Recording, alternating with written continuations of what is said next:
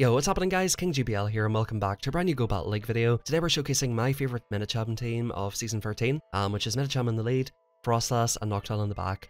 If you don't win your lead with Medicham, you swap it out, try to get it lined up with a Steel type, and of course Noctowl and Frostlass are extremely strong picks in the Great League. Of course we have Ultra League and Ultra Premier Classic currently running in Go Battle League, so these battles are not too relevant at the moment.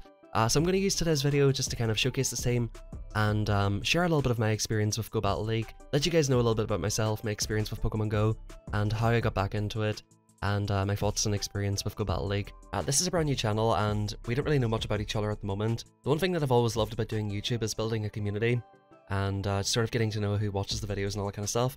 So by all means, let me know your experiences of Pokemon Go in the comments down below, how you got into it, when you started playing Battle League, if you're like an Ace player, Legend player, whatever it may be. Let's use this video to have a bit of a discussion in the comments down below. What's the highest rank you've ever reached? When did you first start getting into Go Battle League? How did you first start playing Pokemon Go? For me, like back in 2016, whenever the game first came out, it was crazy, everybody was playing it. And I played it back in Northern Ireland, which is where I'm from, for a couple of months, and actually moved to Japan shortly after. When in Japan, I started making YouTube videos on my Oller channel. I played Pokemon Go up until about Generation 2. Back in those days, we didn't have Gym Battle, or we didn't have Go Battle League, we didn't have raids. I was playing the really early version of the game, and I believe I got myself up to maybe level 30, and stopped playing shortly after. I maxed it out, and was having a ton of fun uploading videos. But I basically didn't touch it for a couple of years. I started streaming Battle Royale games, Call of Duty on my Oller channel, and became very successful in a Battle Royale game called H1Z1. It was only really about a year ago that I got back into Pokemon Go. I have a 2-year-old and a 4-year-old son. My 4-year-old son Alex, he really loves Pokemon, so I thought, do you know what might be really cool? I'm gonna download Pokemon Go on my phone and show him like my Dragonites and show him, you know, all the really cool Pokemon that I've got. Like I actually stopped playing the game before Zapdos and everything was released, so I didn't have any of the legendary birds or Mew or Mewtwo or anything. I basically had some of the first Generation 2 Pokemon that came out, and most of the Generation 1 Pokemon that were available. So that was really cool, and at the time I spent so much time sitting down editing YouTube videos and Battle Royale videos, streaming all day, and I generally got into quite an unhealthy state where I was weighing about, I'm about 6 foot tall, and I weighed about 230 pounds. I weighed about 230 pounds. I was very overweight and pretty like unhappy with things. At that time I started to go walking and I decided, you know what, I might as well pick up Pokemon Go. As a kid, whenever I played Pokemon, I played Generation 1 and 2 in the main series games, and basically stopped playing after Generation 2. So I didn't really know many of the Pokemon that came out afterwards, so it was quite a fun experience for me.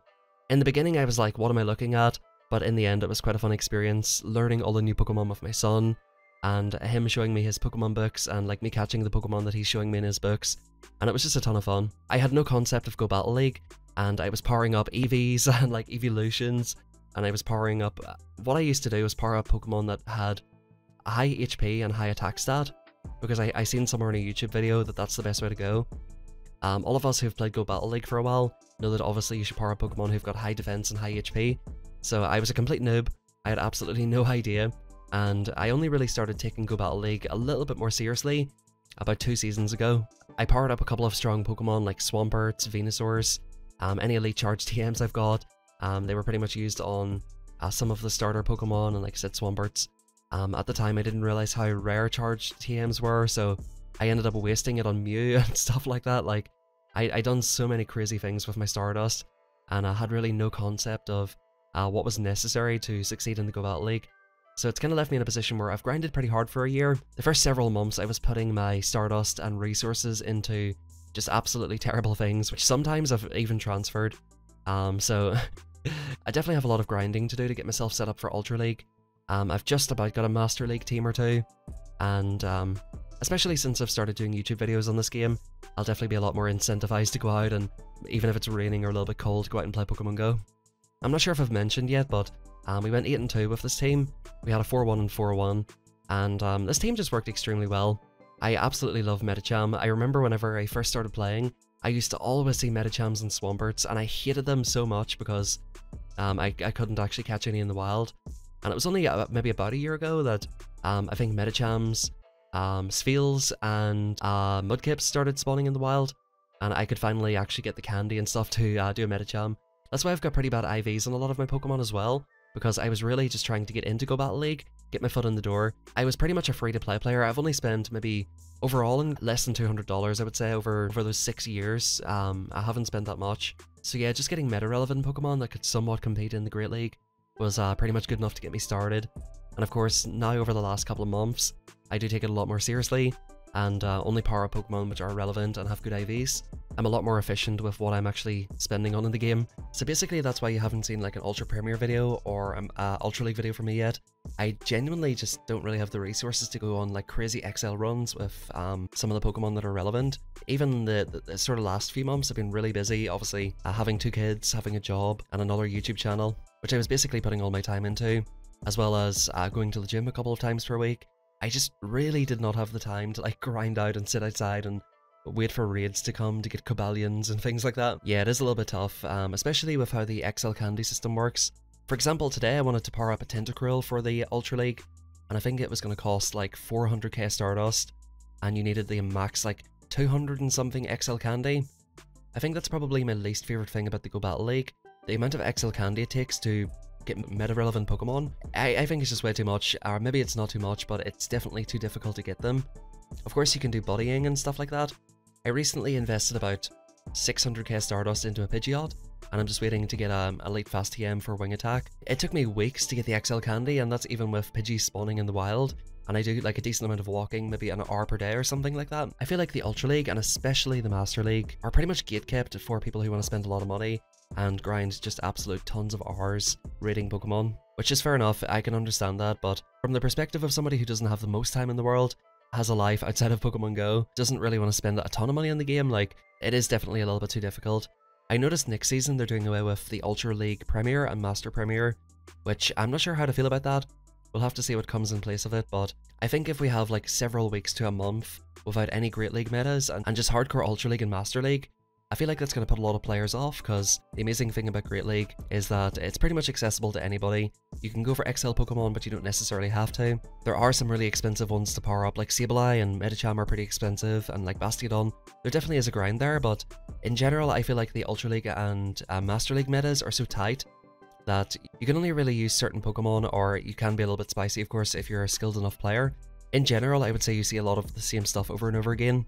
So for those reasons, I'm not really like the hugest fan of Ultra League. I definitely am going to grind out Pokemon for Ultra League. I really cannot be asked with Master League, bro, to be honest with you. Like, it is just a little bit too deep. If they do take away those cups, I think they need to have like a Great League. You know, instead of having Ultra League and Ultra Premier, we should have like Ultra League Great League, or like Ultra League and a Great League Cup.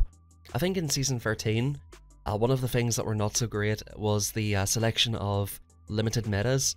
I feel like, especially the Electric Cup, like, some of the limited metas this season were pretty terrible. They were just extremely like dominated by 1 or 2 Pokemon, or very much rock, paper, scissors, which, you know, is just not the most fun thing in the world. So I do hope that they are cognizant of players like us who maybe don't have the most time in the world and do enjoy Battle League. The one thing that you guys are going to start seeing in the next couple of months is a massive shift towards Go Battle League within Pokemon Go. You can already see that Go Battle League is one of the best ways to earn Stardust, and they've started doing like the timed research every time, and a bunch of incentives to play it. They actually toned down the legendary rate, but last season I got so many legendary Pokemon just by playing Go Battle League, which was amazing. I feel like they need to open up those avenues a little bit more, especially because the stuff in the stores got quite bad, and they're actually giving you less stuff for your money now. I feel like they're in a tricky position and they need to balance it correctly, and hopefully they can do so with Season 14. Let me know if you guys share the same kind of sentiment in the comments below. And going back a little bit, so you guys are probably wondering, like, what is it like playing Pokemon Go in Japan? Honestly, it's pretty amazing. Like, I live in quite a small town. I pretty much walk to work, which is about a 45-minute walk from my house. And I'm not in like the biggest city, but there's a couple of places I used to go and do videos on in the middle of Tokyo, and it's just unbelievable for playing Pokemon Go. It's pretty much an hour away from my house on the train, and I actually might go there tomorrow for the Noibat Community Day, because I really do need to grind out a lot of Stardust. But in general, Tokyo is one of the best places to play Pokemon Go. Back when the game was extremely popular in the beginning, you used to see so many people out just walking around with their phones out playing Pokemon Go. There was literally hundreds, if not thousands, of people out in these areas, like these popular areas, playing Pokemon Go. It was unbelievable at the time. I remember this one time I was in Tokyo, and a lot of people were using these tracker apps. The footstep system where you can locate Pokemon, you would click on it, and it would show you if they're 3 steps, 2 steps, or 1 step away. So if the Pokemon's 1 step away, You know it's pretty close, but you don't know exactly where it is. During the time that I stopped playing it, they changed it so that they spawn at Pokestops, which is better. So people used to use these APIs and apps to basically locate exactly where Pokemon were. I always noticed a ton of people using them in Japan. One time there was a Lapras on the radar and I seen it pop up, and I swear to you, literally hundreds of people were sprinting across the road, sprinting in front of cars. The cars like boom, boom, boom, like beeping the horn. People are like running across the road to go down to this dock to catch a Lapras. Like in Japan, it's just so popular. It was really such a great experience playing Pokemon Go here, because I feel like in a lot of countries, especially with the news reporting back at the time, they're like, oh, Pokemon Go is so bad, like people are getting hit by cars, which they were, because, I mean, people were just taking it a little bit too far. But I feel like in the news and stuff like that, sometimes they tend to exaggerate how it is. Like, if 1 in a million people do something, it's on the news. You know, it's not the real representation of the overall community. But there were definitely some crazy times, and like, I've loved video games since I was younger and loved the Pokemon games since I was younger. Those first few months of Pokemon Go were probably some of the most fun times I've ever had playing a video game. I do have to say the game was very bare bones at the time, and it was really what you made of it. Since coming back about a year ago, like, they've added research, they've added raids, they've added all this other stuff, and like loads of ways to get Stardust, loads of ways to get XP and stuff like that. Back then the game was very bare bones, and I think that was kind of what put me off playing it a little bit. I just really run out of things to do. If you guys are wondering why I'm in Japan, I went on a working holiday to Australia a couple of years ago, like 6 or 7 years ago, maybe back in 2015, and I met my now wife in Australia, and that's how I ended up coming to Japan. So back in those days it was really fun. Like, I used to do vlogging and used to go out catching Pokemon and do some like informational videos. If you guys really want to see it, you can search King Plays Pokemon Go. I used to do vlogs around Tokyo. The videos are really poorly edited and like really low quality and low production, but if you guys are interested, go check them out. So yeah guys, that's my overall experience with Pokemon Go. I have to say it's overall very positive, and Go Battle League is a ton of fun. It can be really frustrating in times, like with the lag, and there's a lot of issues with servers and all this kind of stuff, and like people being able to sneak attacks through and you not being able to sneak, and there's so many inconsistencies for sure. I do see that they're actively improving it. With the way the Pokemon Go is going currently, they're definitely shifting focus towards Battle League. They're doing a World Series in Tokyo quite soon, which I would definitely love to compete at some point. I'm not quite ready to go to that level at the moment, but I definitely plan to keep improving, keep learning all the matchups, get better with my timing, get better with my decision making, and just learn how to play the game fully. Maybe someday I'll go to Tokyo and compete in the Pokemon Go tournaments, which would be really cool. But if these tournaments are successful enough, guys, like, Go Battle League could become a very household esport. Everybody loves Pokemon, and if there's a lot of prize pool behind it, and they get a ton of backing and a ton of advertising, it could go really far. I do feel at the moment that it is very unorganized looking. I'm just going by what I've seen on Twitter. Inadequance, who's a very popular Pokemon Go battler, he was asking like, hey, does anybody know when this tournament actually is? It seems to be a little bit low-key. It seems like they're testing things out, trying to make sure the format is correct, and trying to see how popular it might be, and I do think they might ramp it up and try to make it a full-blown esport, which would be really cool. I really think now is an amazing time to start grinding Go Battle League, because I do see quite a big future for this if they can, of course, sort out the issues with it and keep making improvements on the game overall. I think it can be really good. Just going back to the XL Candy a little bit, I feel like it should be a little bit easier to get those. Like a higher percentage chance of getting it if you catch the Pokemon, a higher percent chance of getting it if you transfer. Of course you have trading, but you know, not everybody has people to trade with. Just in general, have maybe more XL rare candies and things like that. Of course Niantic does want to make money in the game, and they will want you to try to buy stuff. I think overall, if people feel like they're getting ripped off and things are just unobtainable unless they spend a ton of money, they're not really going to go for it. You're more likely to spend money if you're able to get a better result. It doesn't seem like such a grind where you have to spend money and then like grind an absolute ton as well. So yeah, I'm really excited to see what they come out with. Either way, it's not a major complaint, and I can understand it from the other side of things too, where people did spend money and people did grind out these like really tedious XL candies and stuff like that, only for them to make it easier. So I'm sure if you guys have amazing Pokemon, you probably disagree with me, but just from somebody who's pretty new, that's my perspective on things. But anyway, with all of that being said, I am going to grind out some Ultra League teams, and I have a pretty decent team that I'm going to showcase tomorrow after the Noibat Community Day. Noivern, of course, will be learning Boom Burst, which from what I've seen so far, really does not look that good. I think it's definitely still worth catching because Season 13 is coming in a couple of weeks, and often what happens is whenever there are Pokemon that are not that good. This is a really nice Ice Punch that I get off here, by the way. That fast swap in actually allows me to get to that Ice Punch before they can Fairy Wind me down. That's pretty clutch, I just wanted to mention that. But yeah, I'll be using Boom Burst, and we actually come in and snipe with the Frostlass as well. I'll be using a Boom Burst Frostlass, Noivern, I'll be using a Boom Burst Noivern, I actually lost that game, but I really did try my absolute best to win it. Boomburst looks kind of trash, to be honest with you. It is just one of them moves that has no real benefit. I think if we got Wing Attack, it might be a little bit better in that Pokemon. But with the Flying and Dragon type, if you run into one Frostlass or Walrein, honestly guys, here's a little tip for you. In the Ultra League tomorrow after the Community Day, run Walrein leads, because you're going to see people running about with their Noivern. Like, oh, this is so great, I got myself a nice little shiny Noivern with Boomburst. Walrein's just going to absolutely run through it. So yeah, that might be worth considering. But yeah, that's pretty much everything I wanted to talk about today. Let me know all of your feedback, your comments, any questions you have down in the comments down below. Definitely would love to start a discussion with the community here. And I do want to say, like, even though it's only been just over a week, maybe like almost 2 weeks, I feel like we've already built such an amazing community here. You guys always leave such really nice comments. I get a lot of support in these videos, a lot of likes, a lot of brand new subscribers and everything. It is honestly mind-blowing. I wasn't expecting this this channel to do so well. So genuinely, I really do appreciate it. I do say it every video, and it is because I do appreciate it. Thanks everybody who has been subbing, dropping the likes, and really just showing the support on the channel. I'll keep doing my best. Always leave me feedback if you think there's something I could do better. By the way guys, I want to add everybody, so go ahead and I'll put my trainer code on screen. Feel free to add me if you'd like to, and I'll invite you to some Noivern raids tomorrow, or in general, you guys can invite me to battles. Sometimes I might accept it. And of course, we'll get those IRL and Pokemon Go friendship levels up. There's one thing I forgot to mention when talking about the esports of Go Battle League. Obviously, this is a pick-free format. In the esports version, if you've never watched it, they basically pick free, show 6 pick free. So you could pick, let's say, a Venusaur, Charizard, and Swampert, and Frostlass, Medicham, and Sableye. And out of those 6, you have to pick free.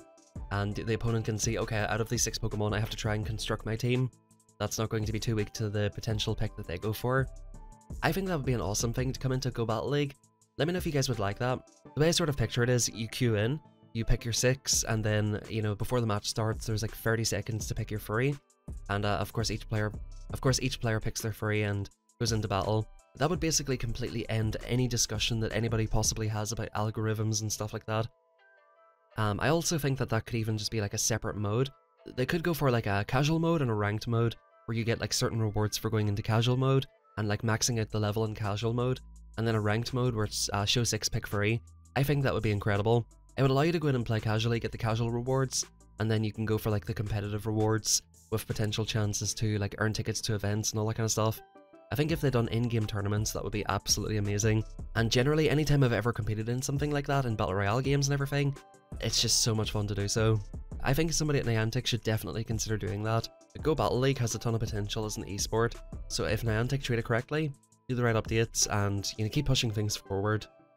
We're getting really close to the end here. I think this is the final battle right here. We're facing off against Azumarill. The age-old matchup between Medicham and Azumarill. We shield up the Ice Beam. Medicham is going to go for the Psychic. Gets off the Psychic on pure timing, I think. Can we get the defense drop? This is going to be clutch. We get the defense drop. Ladies and gentlemen, we get the defense drop. But all joking aside, guys, add me up on Pokemon Go. Drop a like, drop a sub, all that fun stuff. And even if you're not interested in Noivern, get out tomorrow. Get that triple Stardust and double Catch Candy. And I'm about 90% sure. I'll give you like a 9 out of 10. I'm about 90% sure they're going to buff it with Wing Attack, so it might be worth getting. We're going to win this battle. Frostlass is going to clean up. If you guys did make it to the end, thank you very much for watching. And actually, definitely give this team a try out. I've not really talked about the gameplay this whole video, but definitely give this team a try. It's really fun to use and really powerful. Get out there, get your triple Stardust tomorrow, and I'll catch you guys tomorrow for a brand new video, where we'll be showcasing Boomburst, and the following day I'll have a pretty strong Premier Classic team. But that's it guys, thanks for watching, and have a fantastic rest of your day.